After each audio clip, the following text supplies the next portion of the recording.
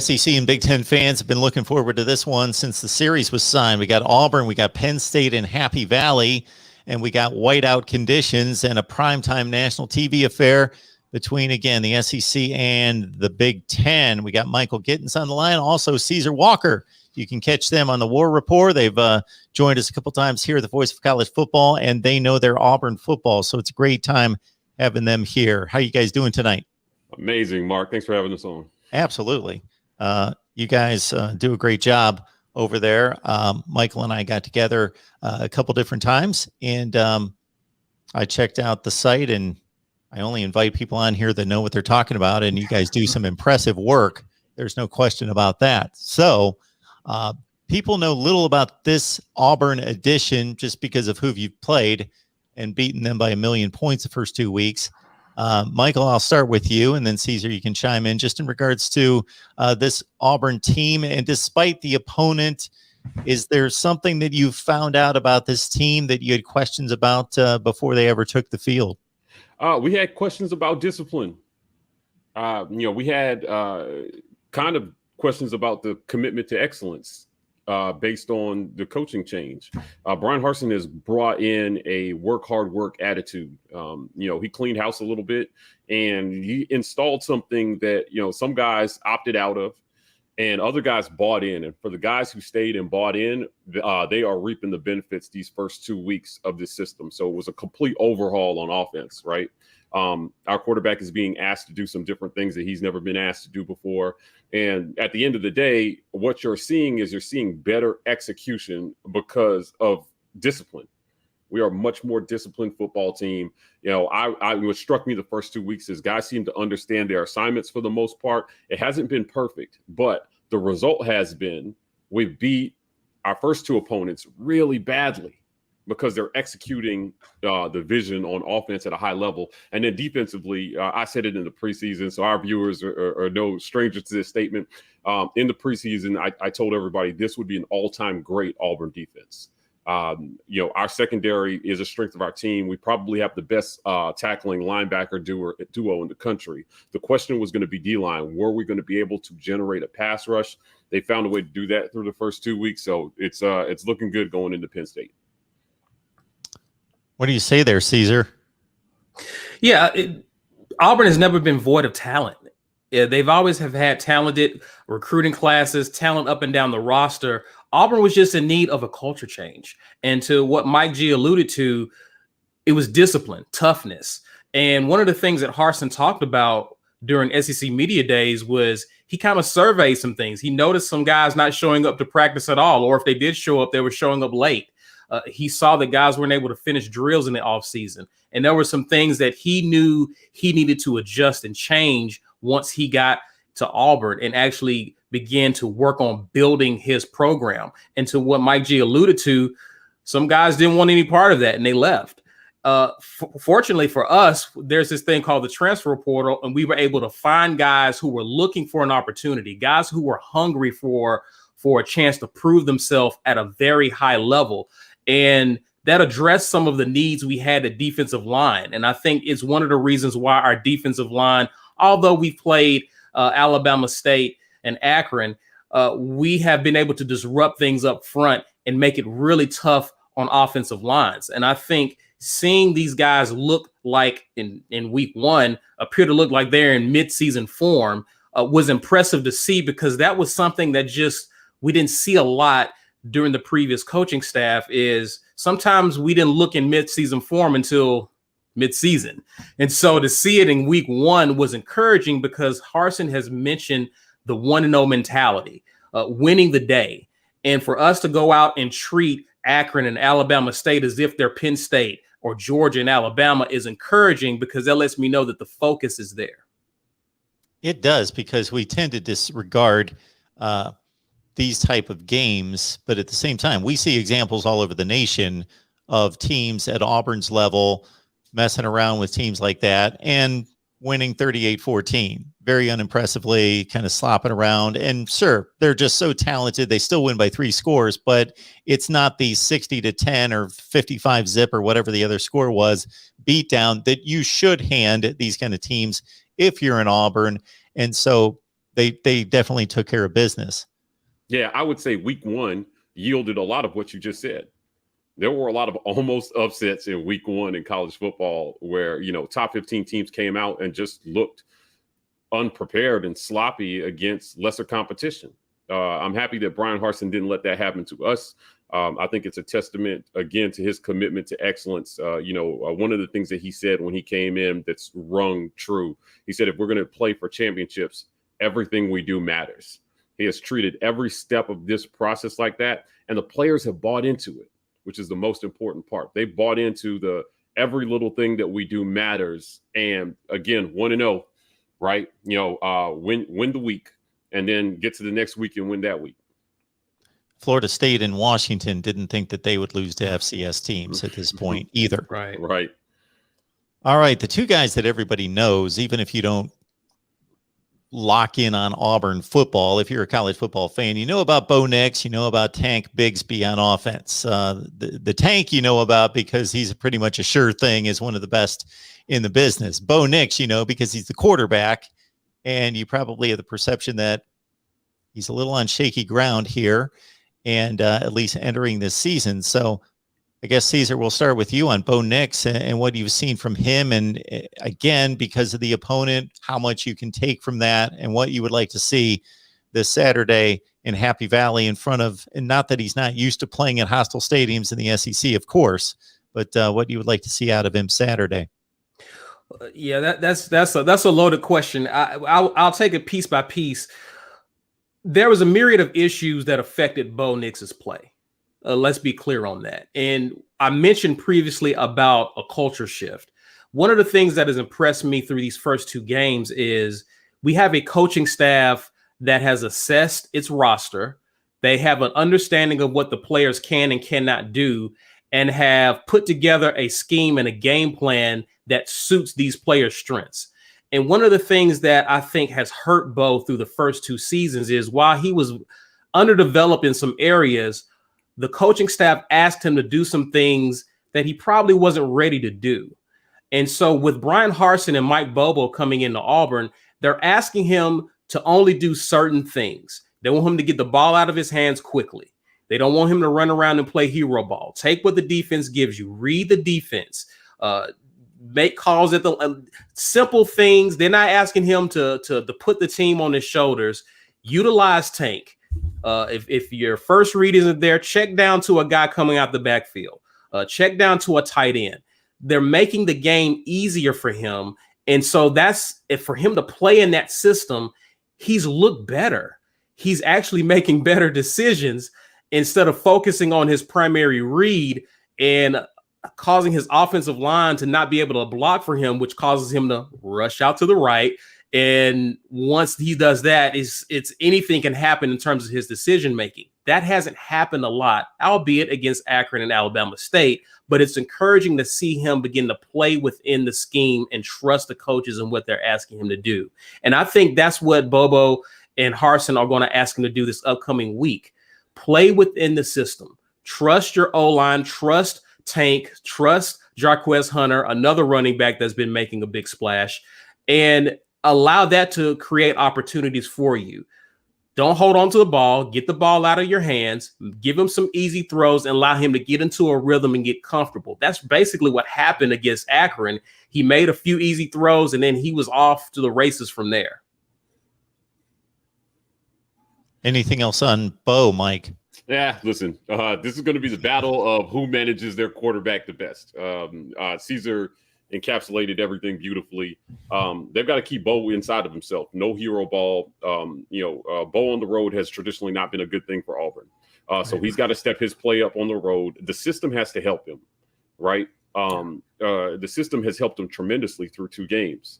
I think that we spoke with Bradley LaRondo, Auburn's kind of football chief of staff and personnel, and he told us, he said, listen, man, we're trying to get him to focus on his fundamentals, stay within the system, if he can just do the simple things, he can be a really good quarterback.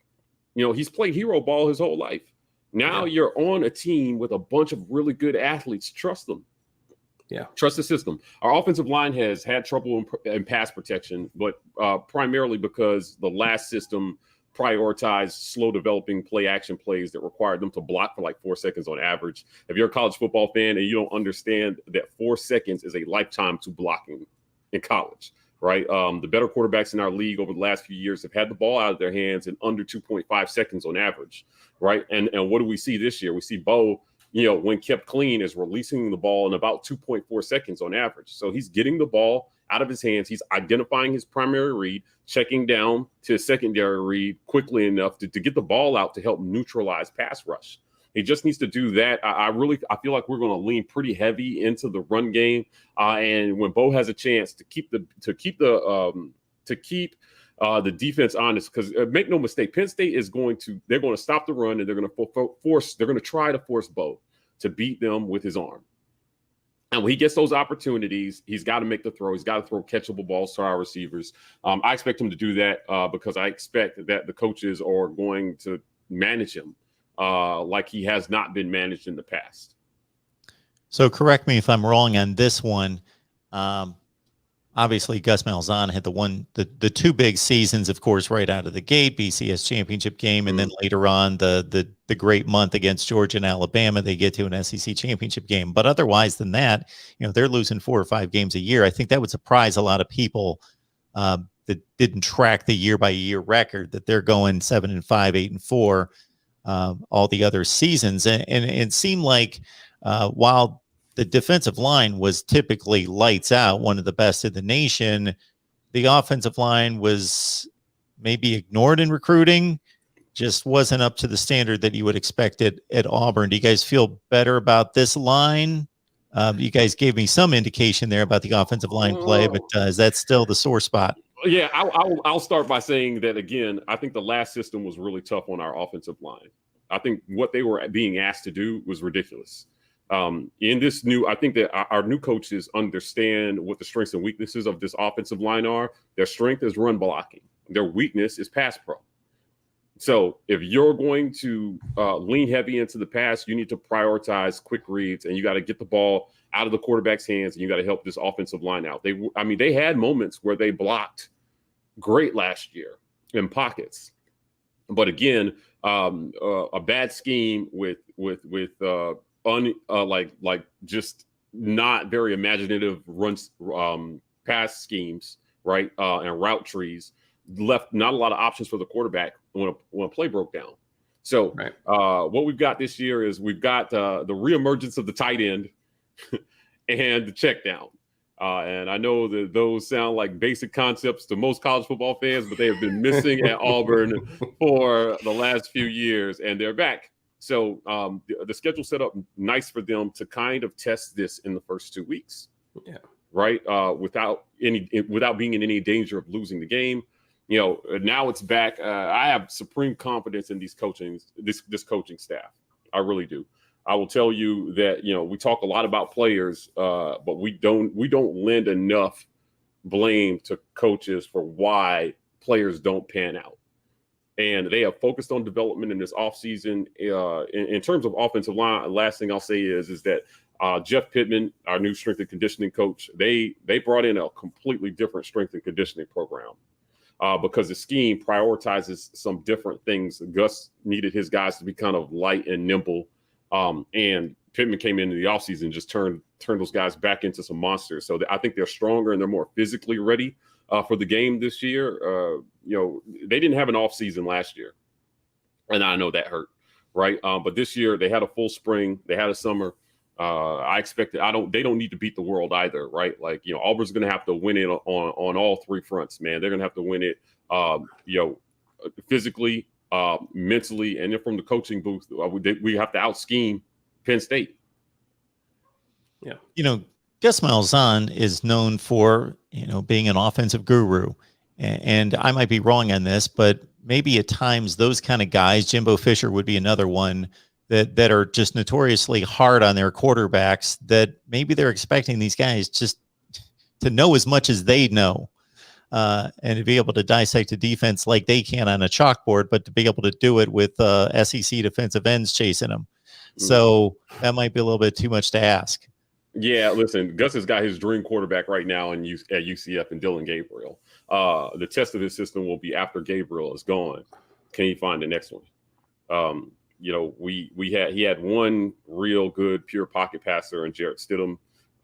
And again, even in Stidham's best year in 2017, he took 36 sacks in that offense because the lines have never really been good, right? The system only works when you have a dynamic athlete at quarterback that can escape pressure and make something happen on his own. And then he's had decent running backs over the years. What you're seeing right now is that Harsin has both, but he's not asking Bo to save the game like Gus did, right? We've got two really good running backs. And the surprise of Auburn's season, Mark, I called this. So if you're listening to the voice of college football right now, you don't listen to the War Report. Jarquez Hunter is going to be the surprise of this college football season. This kid is something special. He was a 3-star recruit. He was completely overlooked in recruiting because of COVID restrictions.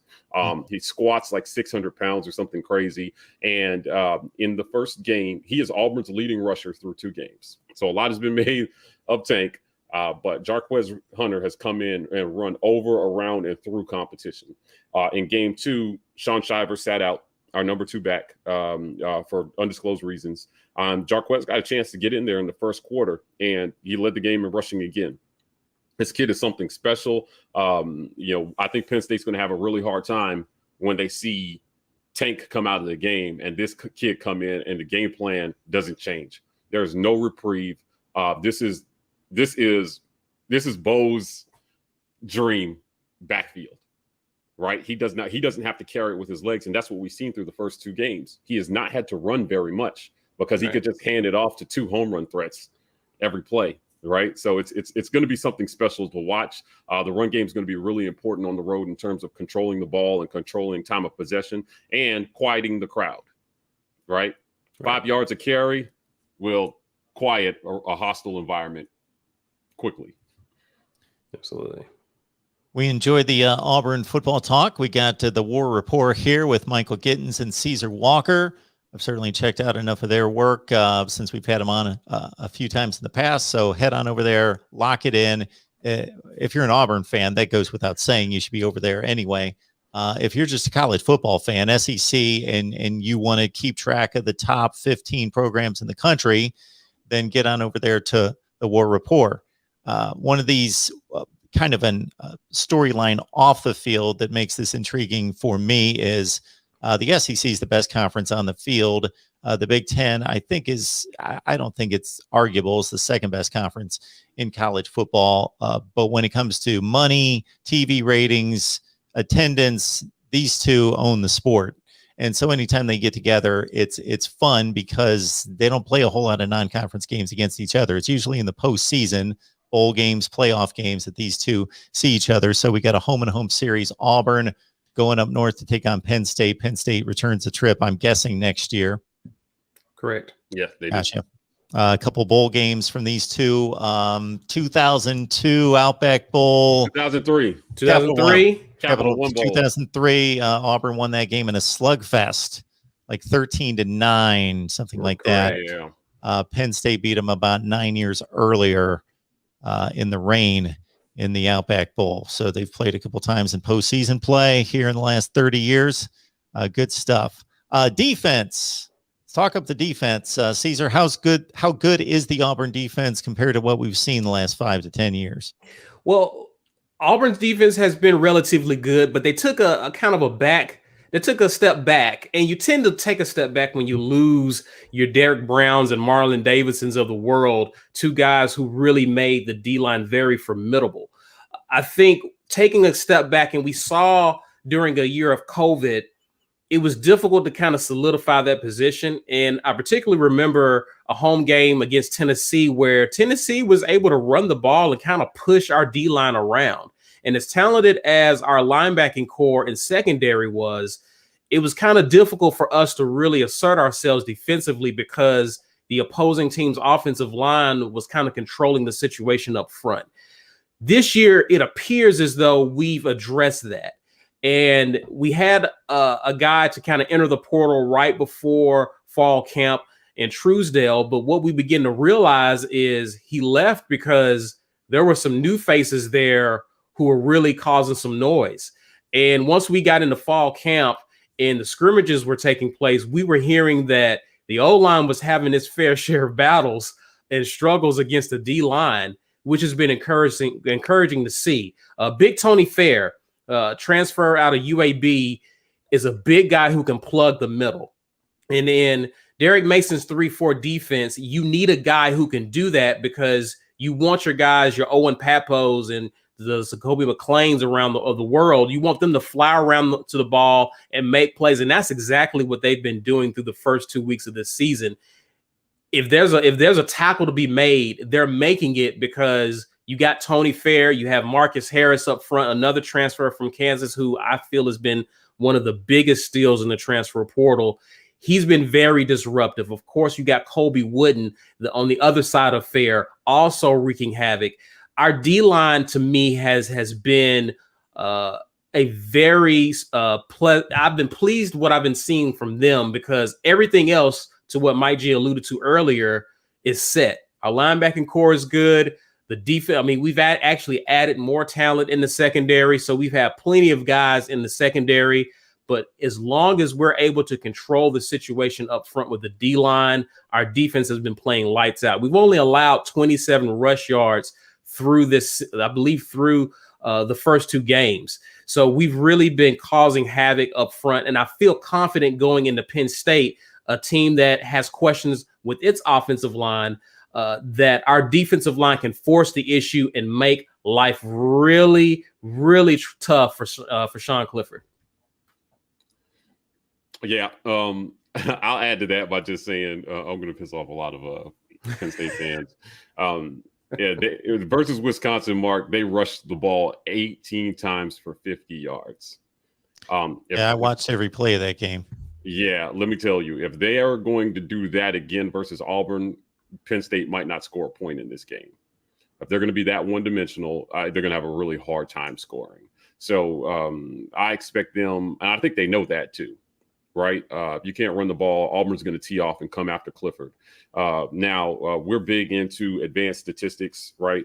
Penn State so far through this season has kept Sean Clifford clean on 70.8% of his dropbacks, right? So he is under pressure just under 30% of the time, right? Otherwise, now again, while kept clean at that 70%, he's completing about 69% of his passes. While under pressure, he's at like 38, which is really, really bad. Now, for reference, most quarterbacks have a stark drop off of 20 to 24 percentage points while under pressure versus not being under pressure.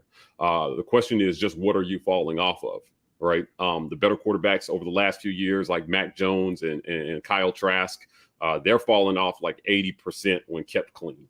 Right. So if you give them time, they're killing you. He's fallen off 69 to 38, which is that signals to defenses go after him. I expect Auburn to do that. I think that we have the athletes to do that as well. So they're going to throw they're going to blitz, and they're going to make similar to how I think they're going to play Bo Nix. We're going to play him because if the game is on his arm, I plays right into what Auburn wants to do defensively. So, I don't know whether to think that Wisconsin's rush defense was just so great that it held them. But I wouldn't say there was a huge commitment to the run. They abandoned it. Yeah. Right. 18 rushes signals to me that they abandoned the run. If they're going to abandon the run that quickly in this game, it might get ugly. Everybody has got this game as a tight battle. I see more reasons that Auburn actually blows Penn State out at home than I do that Penn State actually wins this game in any fashion, right? So Wisconsin fumbled the game away, man. They gave it away, right? Their quarterback played awful. They had plenty of chances. Again, 58 rushes they had. They ran 95 plays to score 10 points. So they got the ball up and down the field, and then mistakes kept them out of the end zone. Under Brian Harsin, I don't think you can count on that to win a game. They're going to have to play better. So if that was kind of pinned as like a defensive slugfest, it wasn't, right? The defenses looked good because the offenses played poorly. That's what it is. If you're expecting us to play that poorly on offense, I don't think that's a good strategy. They're going to have to step it up against this Auburn defense. Yeah, I think that that's reasonable because, for one thing, there are turnovers and there are turnovers. So if you got turnovers forced by the defense because of exceptional defensive play, the D end whips the tackle, strip sack, Right. Corners, safeties reading a formation and reading a quarterback and jumping a route, corners that are exceptional. And then there's just, Wisconsin just dropped the ball. That's not the defense making a play. Sure, they jumped on it, but they just had a miscommunication between center and quarterback. That was one fumble down around the 8 or 10 yard line that probably would have been a touchdown, at least a field goal. Yeah, they had those kind of mistakes that really bailed out Penn State. Penn State held on, it sounds like, Michael, you watched the game.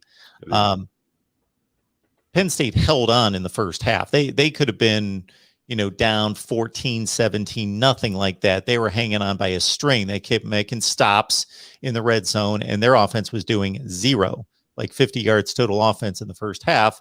Then they had a busted coverage in the second half, and they hit a big home run ball to, I believe, Parker Washington. So Penn State's a really good football team, but what you're telling us about Sean Clifford is not an aberration. That's the way he's operated now, going on for 3 seasons. Not just that he hasn't operated well under pressure, but his splits versus good teams are not good. Yeah, and Mark, we know that because it's a mirror of how Bo Nix has played. They're the same quarterback over the last 2 seasons. And the question is, has our quarterback taken the next step? Right now, we have more reason to believe our quarterback has taken the next step because he's got a new system. He's got new coaches, right? Yeah, they came in knowing what to fix. Now, Sean Clifford has a new offensive coordinator, but there's a lot that's the same around Penn State.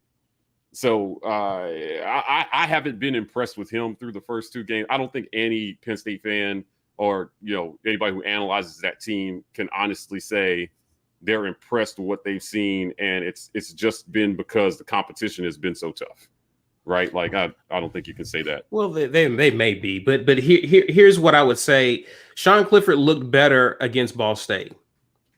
Obviously, he should. But the reason why he looked better is because they were able to run the football, and they took a lot of pressure off of him throwing, and ran for over 200 yards or something against Ball State, and them being able to do that took pressure off of him and allowed him to kind of play within what Mike Yurcich was asking him to do. The quarterback whose running backs have the more successful night will probably have a better time because the defense is so focused on the running game that it presents opportunities for you to make passes and make passes downfield. If Penn State can't get their running game going, and as Mike alluded to, they have struggled at times trying to run the ball this year. And so if they can't do that against Auburn, then Sean Clifford's going to have a hard time really asserting himself in this game, even if it is at home. And that's going to be a long night for him. Yeah. Bottom line is, if they're one-dimensional, it's going to be a really rough night offensively. Yeah. Well, my 10-second take on Penn State is that they're pretty exceptional defensively. Of course, Wisconsin's not going to blow the top off of any defense. They just don't have that kind of personnel.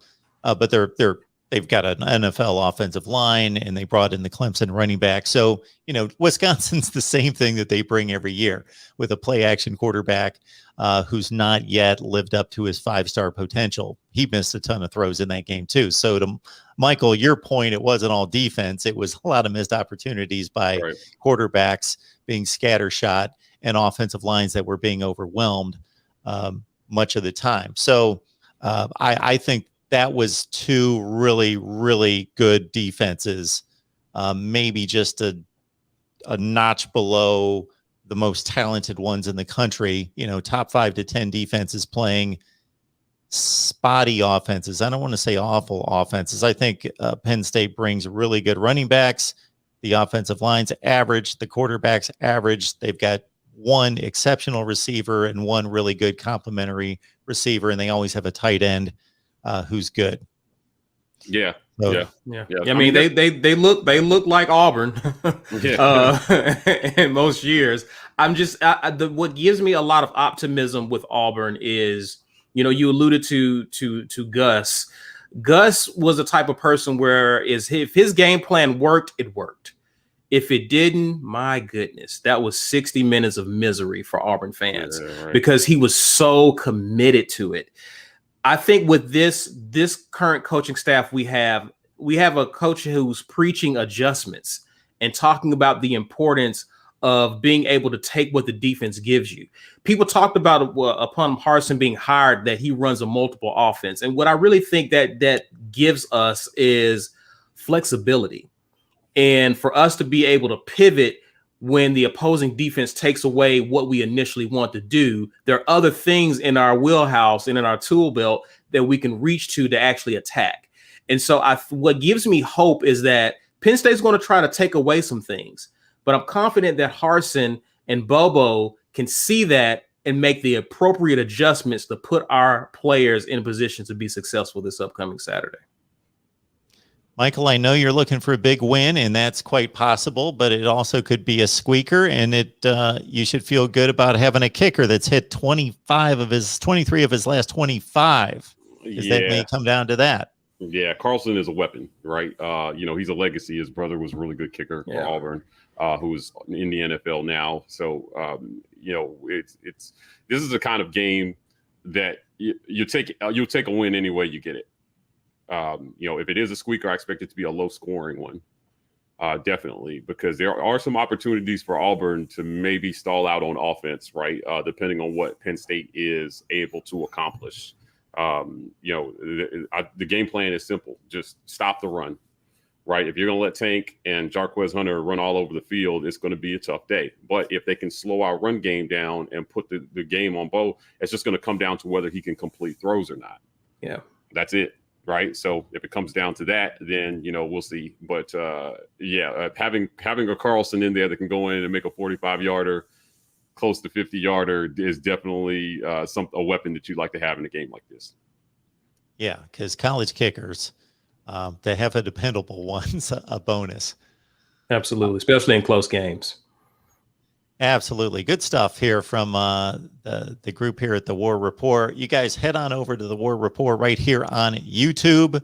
They do exceptional work. This is just a slice of it right here. Auburn, Penn State, we're looking forward to it, and appreciate you guys stopping by. Thanks for having us, Mark. man.